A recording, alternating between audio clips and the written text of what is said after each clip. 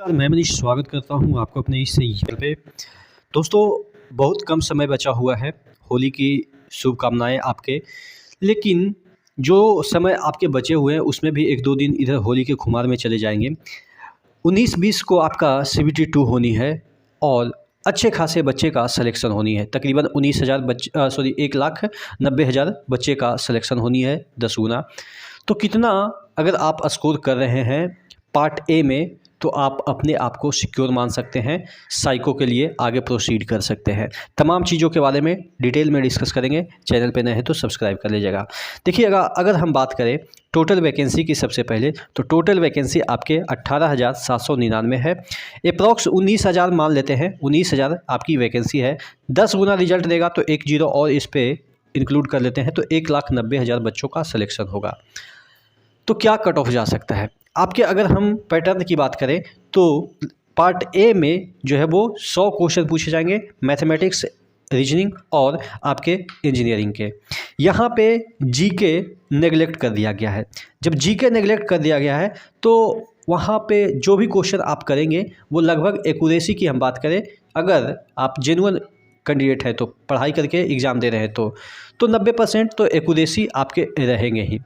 लेकिन general intelligence और आपके ये वाला बेसिक इंजीनियरिंग है, यहाँ पे बेसिक इंजीनियरिंग के क्वेश्चन आपको कम से कम तो देखने को मिल जाएंगे 35 से 40 क्वेश्चन देखने को मिल जाएंगे। हालांकि डिवाइड करेंगे तो 33 क्वेश्चन पॉइंट 33 होता है, लेकिन उस तरीके से फ्रैक्शन में तो क्वेश्चन पूछे नहीं जाएंगे। किसी सेक्शन में हो सकता है 30 क्वेश्चन पूछे जाएँ तो किसी में 40 क्वेश्चन पूछ दिए जाएंगे। ये भी कोई फिक्स नहीं है कि किस में कितना क्वेश्चन पूछे जाएंगे, लेकिन 35 से 40 ये क्लियरली है कि बेसिक साइंस और इंजीनियरिंग से प्रश्न पूछे जाएंगे। और यहाँ पे अगर तगड़ा सिलेबस कर दिया गया तो थोड़ा सा कट ऑफ आपके नीचे जा सकते हैं, जैसा कि आपने टेक्नीशियन ग्रेड 1 में देखा था।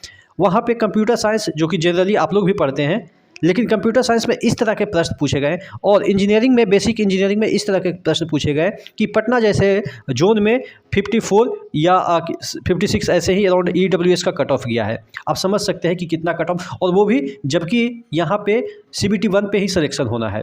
और जनरली आपके जितने भी जोन हैं 62, 63, 64 इसी तरीके से आपके CBT 1 में टेक्नीशियन ग्रेड 1 के रिजल्ट आए। हालांकि वहाँ पे आपके 1,000 मात्र वैकेंसी थे, तब जाके एवरेज बन रहा था जनरल का 66 और OBC का बन रहा था, NCL का 63 एवरेज बन रहा था कट ऑफ। जब इतना पे डॉक्यूमेंट वेरिफिकेशन हो रहा है, और ये तब है जब आपके नॉर्मलाइजेशन मार्क्स है, यानी कि 5 नंबर इसमें से भी रा नंबर घटा दीजिए, चूँकि एवरेज 5 नंबर तो हुआ ही होगा, ये तो कन्फर्म है। तो यानी कि आपके 100 में 61-60 नंबर ला रहे हैं, उनका फाइनल सिलेक्शन हो रहा है। और यहाँ पे तो मैं बात कर रहा हूँ 1,90,000 सिलेक्शन में आने के लिए तो कितना आपका जाएगा। तो देखिए, अगर हम 1,90,000, चूँकि 10 गुना आपके बच्चे लिए जाएंगे, साइको देना है, साइको में ही बहुत सारे बच्चे छटते हैं, रिटर्न में तो कम ही छटते हैं, साइको में बहुत बच्चे छटते हैं। इवन मैं अपना गुनाह कबूल करता हूँ कि मैं भी साइको में ही छटा था, लेकिन वो साइको मैं ALP का नहीं, स्टेशन मास्टर का साइको था, उसमें मैं छट गया था, क्योंकि मेरा साइको उतना मजबूत नहीं था और मैं जो है वो स्टेशन मास्टर के लिए क्वालिफाई नहीं कर पाया था। चलिए, तो मैं ये कर रहा हूँ कि साइको में जेन्युइनली बच्चे छटते हैं। तो अब बात कर लेते हैं कितना कट ऑफ जा सकता है आपके CBT 2 के लिए, और इससे नीचे तो आप एक्सपेक्ट मत करिएगा। पहले जनरल की बात कर लेते हैं, OBC, फिर SC, ST, EWS, ठीक है। 100 नंबर का क्वेश्चन। बहुत सारे लोग ये सोचते होंगे कि ट्रेड में क्या होगा, क्या ट्रेड पास कर पाएंगे कि नहीं कर पाएंगे। हाँ, ये भी है कि अगर आप ट्रेड नहीं पास करते हैं तो आपका सिलेक्शन ही नहीं होगा, ठीक है, आगे इवैल्यूएशन ही नहीं होगा इन सभी के लिए। तो अब बात कर लेते हैं कि इन सभी में आपको कितना लाना है। जनरल, OBC, EWS, SC और ST की हम बात कर लेते हैं। देखिए, जनरल की हम बात करें तो जितने भी जोन है, एवरेज की हम बात कर रहे हैं। जिस तरीके से किसी जोन में 70 गया था टेक्नीशियन ग्रेड 1 में, तो किसी में 60 भी गया है, किसी में 58 भी गया है। तो उस तरीके से जनरल अगर हम बात करें तो आपको यहाँ पे जनरल में 65 के अराउंड देखने को मिल सकता है। OBC में देखिए, ये हम सिलेक्शन की बात नहीं कर रहे हैं कि आपका फाइनल सिलेक्शन, ये CBT 2 में सिलेक्शन की हम बात कर रहे हैं, यानी कि साइको के लिए। OBC में तकरीबन 62 के अराउंड जाएगा, NCL की हम बात कर रहे हैं। EWS में तकरीबन 56 की ओर जाएगा। EWS में सभी जगह बहुत कम जा रहे हैं 56 के। SC में आपके 52 से, और ये जो मैं रा नंबर की बात कर रहा हूँ, नॉर्मलाइज की बात नहीं कर रहा हूँ। देखिए नॉर्मलाइज होगा तो 70 भी जा सकता है, तो ये मैंने हार्ड रखा है। देखिए 65 में तो डॉक्यूमेंट वेरिफिकेशन हो रहे हैं जबकि 1000 वैकेंसी है।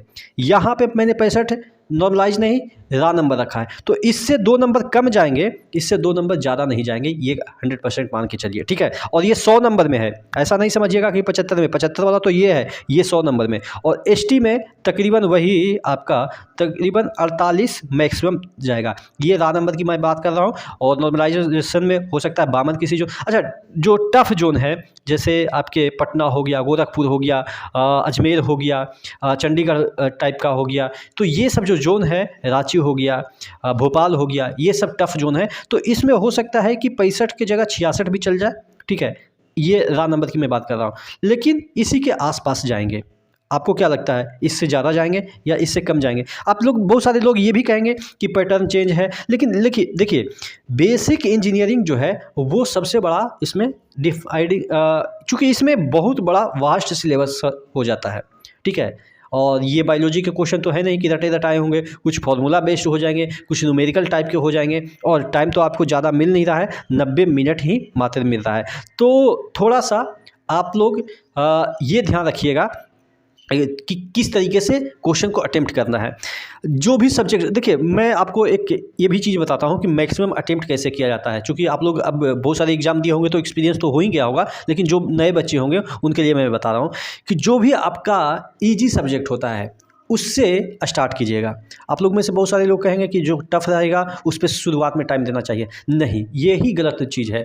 जो ईजी है उससे क्या होगा ना कि जैसे सपोज 30 क्वेश्चन आपने शुरुआत में टच किया, देखा, उसमें से 25 क्वेश्चन टच किए ना, तो 25 क्वेश्चन और सही सही टच कर लेते हैं ना, तो कॉन्फिडेंस लेवल इतना बढ़ जाता है कि लास्ट में जो आप टफ क्वेश्चन जब अटेम्प्ट करेंगे तो उसमें वो कॉन्फिडेंस मायने कर जाता है। मेरे साथ ऐसा हुआ है कि मैंने टफ वाले क्वेश्चन को छोड़ दिया और इजी करते गया, और 100 क्वेश्चन का पेपर है, तो अगर मुझे लगा कि 80 क्वेश्चन मैंने जेन्युइनली अच्छे तरीके से टच कर दिया है, तो 20 क्वेश्चन पे वो जो कॉन्फिडेंस रहता ना, वो काम आ जाता है। जीके हो या आपके रीजनिंग हो या कोई किसी भी तरह के क्वेश्चन, उसमें अपना जो दिमाग है ना वो थोड़ा कूल रहता है और अच्छे तरीके से काम करता है। इसीलिए मैं कह रहा हूँ कि आपको सिलेक्शन लेनी है तो जो मैं प्रॉपर स्ट्रेटजी बता रहा हूँ कि आपको CBT 2 में मैथ्स से, अगर मैथ्स आपका ईजी है तो मैथ्स से स्टार्ट कीजिएगा, रीजनिंग आपका ईजी है तो रीजनिंग से स्टार्ट कीजिएगा। हालांकि ये तो कंफर्म नहीं है, कंफर्म ही है कि ये आपको सेक्शन वाइज तो नहीं मिलेंगे, लेकिन हाँ जनरली आप जब पहला से स्टार्ट कीजिएगा ना तो जो टफ लगेगा, अब यहाँ पे सेक्शन वाइज नहीं है तो आप सेक्शन वाइज तो नहीं जा सकते, तो जो टफ लगेगा उसको छोड़ते रहिए। कम से कम अगर 100 क्वेश्चन में 70 क्वेश्चन भी अगर आप फर्स्ट राउंड में अटेम्प्ट कर लिए, यानी कि आपको लगा कि हाँ इसको हम तुरंत बना देंगे, उसको तुरंत बना दीजिए, और जो लगा कि इसको हम तो बना देंगे लेकिन टाइम लगेगा, उसको ब्लू टिक करके आगे बढ़ जाइए, ठीक है। और जो लग रहा है कि एकदम से बिल्कुल हमारे पल्ले की नहीं है, उसको एकदम से टच ही नहीं कीजिए, वाइट रहने दीजिए। तो इस तरीके से स्ट्रेटजी के साथ आप CBT 2 दीजिएगा तो आपका सिलेक्शन हो जाएगा। आशा करते हैं आपको चीज़ें समझ में आई होगी। नेक्स्ट वीडियो में मिलते हैं, तब तक के लिए जय हिंद।